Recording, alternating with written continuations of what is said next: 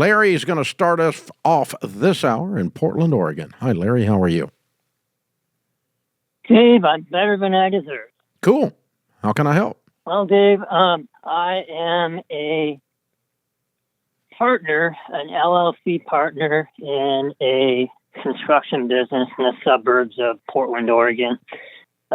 We do anything from painting, remodeling, doing additions, building new speculative homes or custom homes.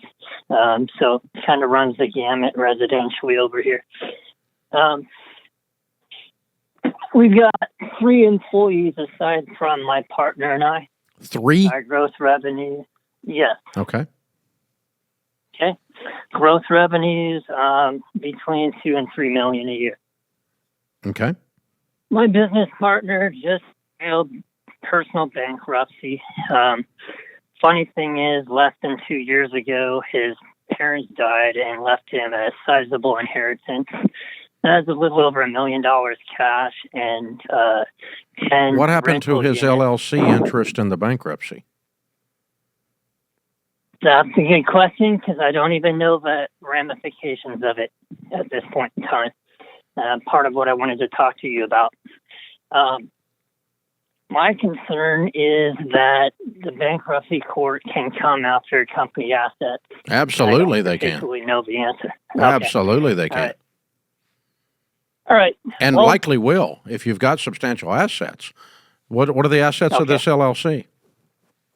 Yeah, it's not much. Probably $100,000.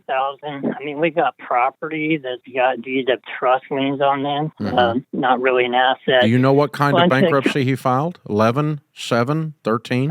I do not know that yet, Dave. When did he file it? Something I should answer. It's been within the last month. Do you have any documentation as to what happens in your business? Any detail of how partners interact in default and divorce and bankruptcy, disinterest? Do you have any kind of documentation on this partnership, or y'all just got an LLC drawn up and took 50% each and walked away and never did any documentation at all? All we did was a boilerplate limited liability operating agreement back when we started the company. Do you have that? 2011. I do. Did you read over it, see if it says anything about bankruptcy? I've read through it. I don't see anything about bankruptcy. Okay. All right. Well, we don't know what we don't know here, and that's a lot. Sure. So, number one, you have a serious legal and financial problem. Very serious. Not to mention a major personal problem with a ongoing dysfunctional toxic partnership. Okay? Understood. Let's back into this one at a time. Okay? Number one, we need to find out what bankruptcy he filed. Okay? If he filed a Chapter 7 bankruptcy, his personal assets, you have to find out what the personal asset exemption in Oregon is. In most states, it's around $10,000. Anything that he owns, including his share of the LLC, above that will be confiscated by the court in order to pay his bills. Oh, wow. Okay. So the bankruptcy court's probably going to force you all to sell this property or you to buy out his half. Okay. What kind of, you said $100,000 worth of assets, right? Do you have any money? Do I have money? Do you have any money? Only what's in my 401k and some, paid off vehicles and such. Okay. So what is you said there's property. Is it a piece of real estate? It's mostly vehicles in our company trucks, tractors, dump trucks, things like that. Okay. All right. Cool. So be prepared for half of those to leave. Really? Yeah, really. Okay. He filed bankruptcy. Right. He lost his half. And the bankruptcy trustee is going to be knocking on your door. He's first going to put a lien on all of it, and then you're going to have to prove you own half of it and negotiate which half what the, $50,000 worth of $100,000 worth of stuff, you get to keep $50,000 once you prove it to the bankruptcy trustee. You're going to need a lawyer. Okay? That sounds and then you're going to have to miserable. figure out which $50,000 worth of equipment you keep, because the bankruptcy trustee is going to auction the rest of it off to pay your partner's bills. Okay. And if it's a Chapter 7 bankruptcy, and I'm betting it is. Okay? And then the next thing your lawyer needs to tell you after he helps you work with this trustee is what this does to the disposition of your partner's half of the LLC.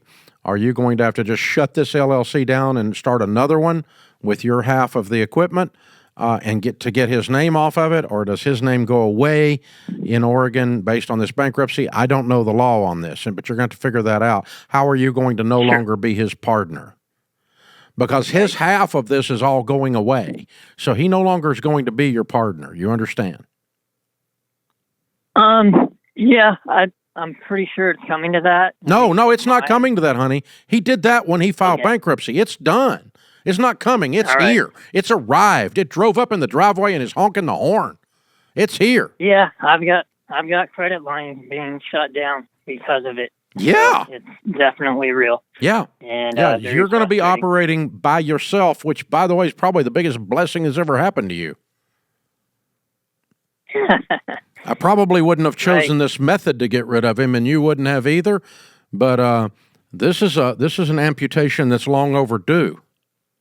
Okay. Am I wrong?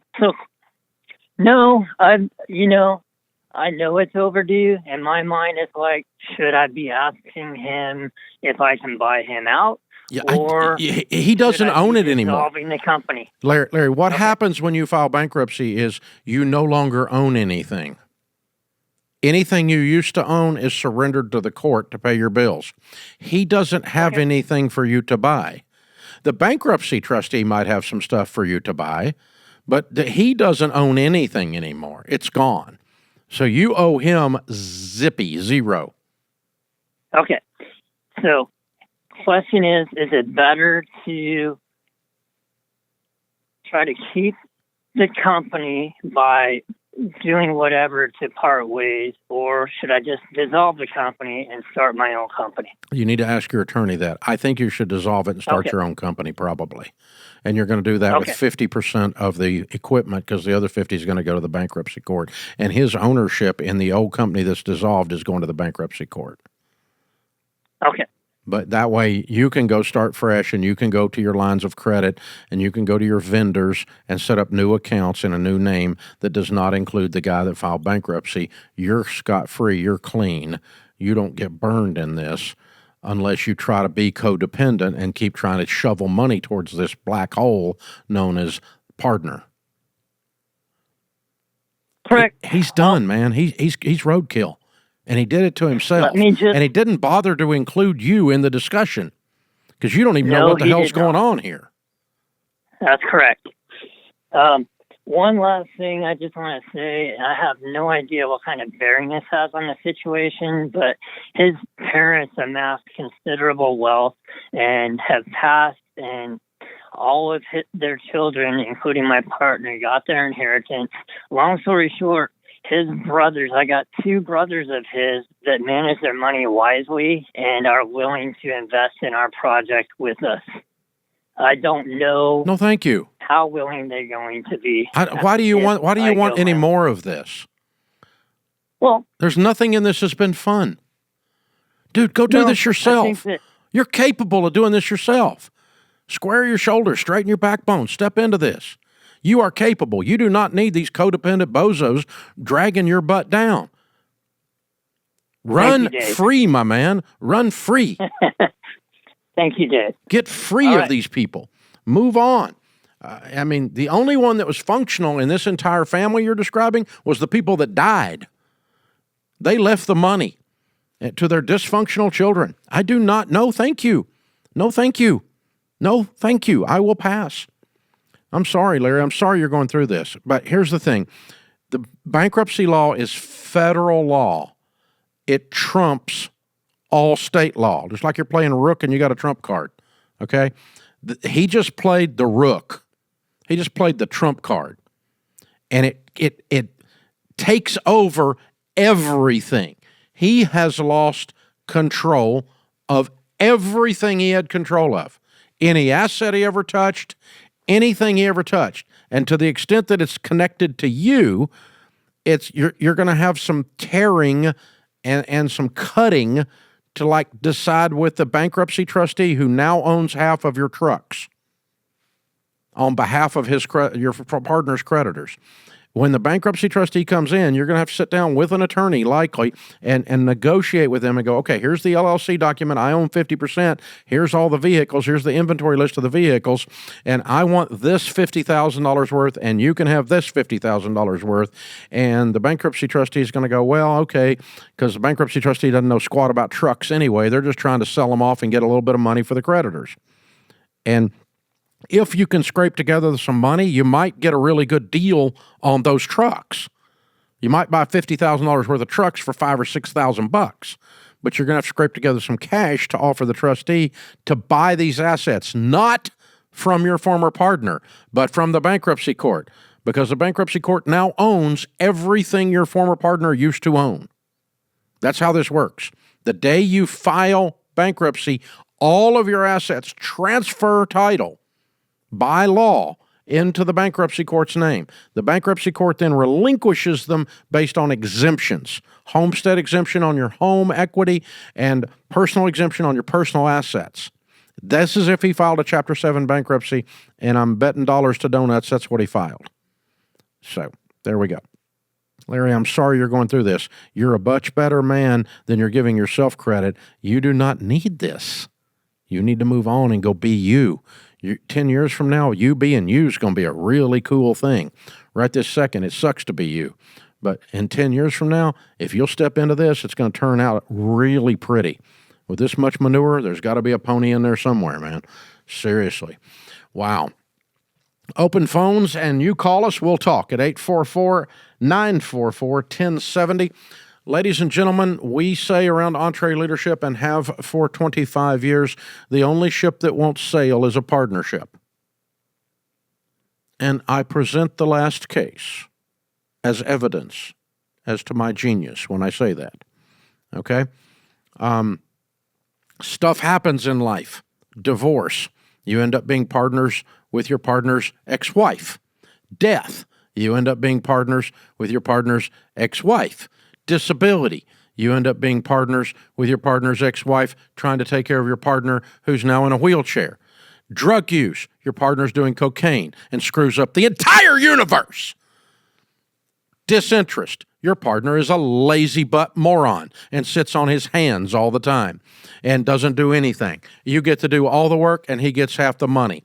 These is the crap that happens in partnerships. And you can cover it in a partnership agreement, but then you have to go to this wonderful thing called court with these wonderful people called lawyers to get this fixed. And you know the difference in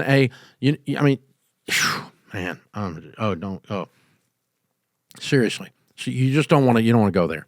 You're much better off to grow smaller, start smaller, be a little more scared because you're by yourself because you don't have your friends standing beside you. If your friend's standing beside you, let them work for you, but not own half of your deal. This is how poor Larry got into this, and this is how a whole bunch of you get into this. Here's what I know from 25 years of doing this, coaching small businesses. 10 years from the day you start a small business partnership, almost none of them survive. Very close to zero. The only ones that we see in the marketplace, partnerships and small businesses that survive, are law practices and medical practices, and they operate with different operating systems than a couple of old boys in Portland, Oregon that built some houses and did some rehabs. They have a completely different operating system. And so, we see docs survive and we see law firms survive. And those are true partnerships. We see them survive longer than 10 years. But the number of you that open a heat and air thing, or two veterinarians open together, or three, whatever, two of you go together and do this thing, and we're going to buy a farm with my brother, and oh my God, you people, you get yourself into a ditch. It's a mess. And please don't do it. Just because he's fun to drink beer with doesn't mean you want to open a business with him. I'm just promising you. You're much better off 10 years later, 15 years later, to have grown slower, to have been more scared by yourself, to have been a little bit lonely, not had the camaraderie or whatever, and look up and not had all of these other things, from disability to death to drug use to disinterest to bankruptcy, known as default, one of the other D's, smacking you upside the head. And this is just a dadgum mess, you guys. I feel so bad for Larry. Larry's a good guy. Larry, you're better than you think you are, man. Please, square your shoulders, strap on your tool belt, and go run your business and get away from this dadgum garbage pile.